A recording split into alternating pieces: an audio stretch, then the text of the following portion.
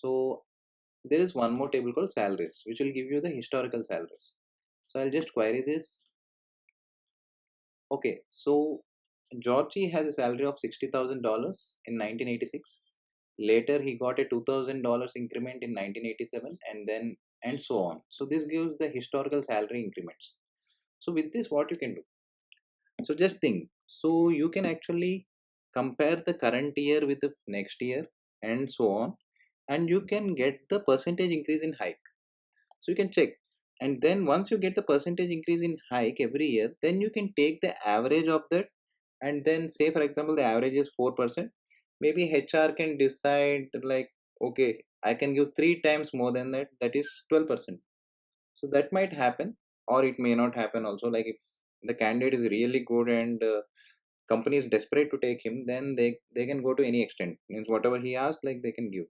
But this is just a fake scenario, just to make you understand like how to solve the problem statement and how you should analyze. So now I have this data, so I'll close this grid once again.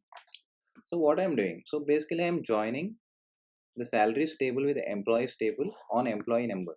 So this is just a basic join, inner join, so you'll get all the employee details as well as salary details. So I just want to analyze on employee number 10001, as I already discussed. So what I'm doing, I'm just concatenating first name and last name. So this, anyway, we need the name, right? So that's why I'm concatenating the first name and last. Then I also need the so I'll just query here. So I also need the from date and to date and salary also, right? Because I need to understand, okay, within what period what is his hike. So right, so I'll close this. So I'm selecting from date to date salary, and now I need to make sure, like since you're comparing the current month with the, sorry, current year with the next year, you need to make sure like you assign a row number to it, like partitioning by employee number and order by the date.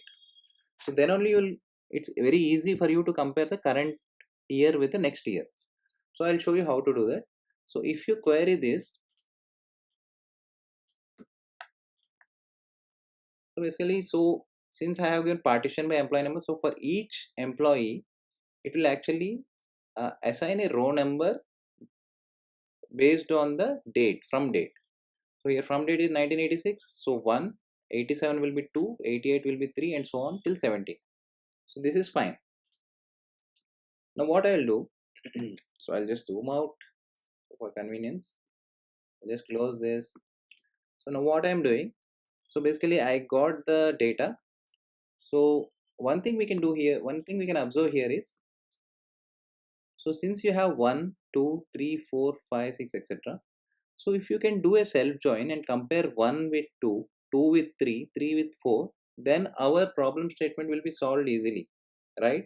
So if I join 1 with 2, how can I do that? So if I add 1 to this, then it will be automatically joined. It will be 2, right? Like if 1 plus 1 will be 2, 2 plus 1 will be 3, 3 plus 1 will be 4. In this way, I can join the current year record with the next year record. So that's what I have done here. So if you see here, so I'm doing it. So basically I created a with clause here with temp. This is an inline view.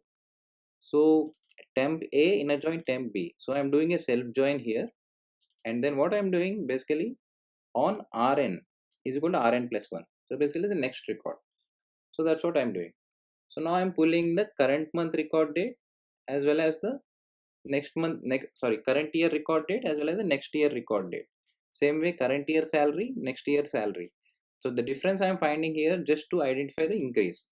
Same way, I want to know the percentage of hike. So current year salary minus next year salary divided by current year salary. This will give you the percentage of hike. So now if you run this entire query, see, this is very easy, right, to understand. So basically, Georgie, in the period of 1986 to 1987, his increase is $2,000, like close to $2,000, and percentage of hike is 3%. And the next year he got 6% hike, and then it's very less, like 0.7. Maybe the company's performance or his performance might be bad.